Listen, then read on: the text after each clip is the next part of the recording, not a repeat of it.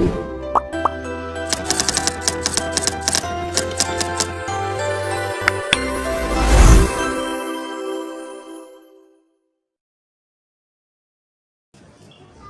everyone, welcome to our video assignment. Today we will be discussing a case study about an emergency situation in tour guiding set in Ambon. So there are 3 questions we need to answer. So let's get started. So I will answer the first question. So the question is, which of the qualities of a guide do you need to demonstrate the most right now? So in this situation, the most important qualities are calmness under pressure and problem-solving skills. Since I'm guiding elderly tourists who are already starting to panic, I must remain calm so they can feel safe, and also need to think quickly to find a solution because they have an important farewell dinner schedule at 7 p.m. Now I will answer the second question. As the person in charge, what are your immediate responsibilities in this situation? Detail your step-by-step action. Here are the steps I will take.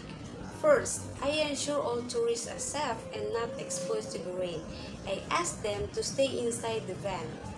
Second, I check the condition of the tire and contact the hotel or our travel partner to request assistance.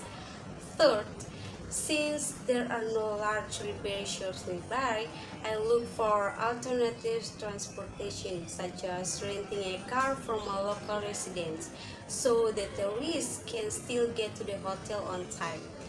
Fourth, I keep communicating with the tourists, giving them updates every few minutes and making sure they remain comfortable. Fifth, I make sure they can still attend their farewell dinner at 7 p.m., either by fixing the tire quickly or arranging alternative transport.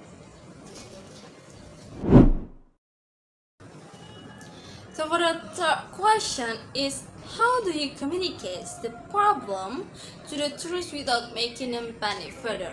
What specific English phrases will you use? So for the third question, we will answer it together and we will explain how to communicate with the tourists without causing panic, including the specific English phrases we will use.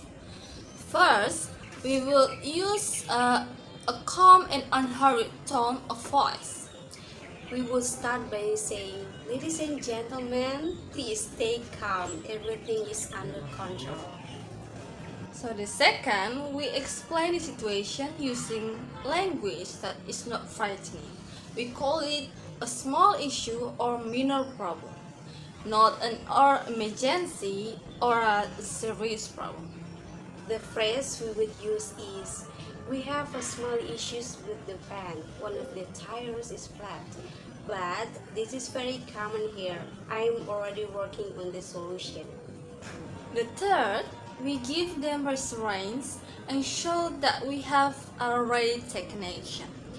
The appropriate phrase is, "I have contacted our partners. We will get you back to the hotel before your dinner. I will update you every few minutes." And for the last, we show empathy for their concern, especially because they are elderly and have an important dinner schedule. The phrase we would use is, "I understand this is not ideal, especially with your dinner schedule. I promise I will do my best to make sure you arrive on time. Thank you for your patience." So the key is stay calm, smile, and not show any hesitation or worry on our face. With the right communication, the tourists will feel safe and will not panic.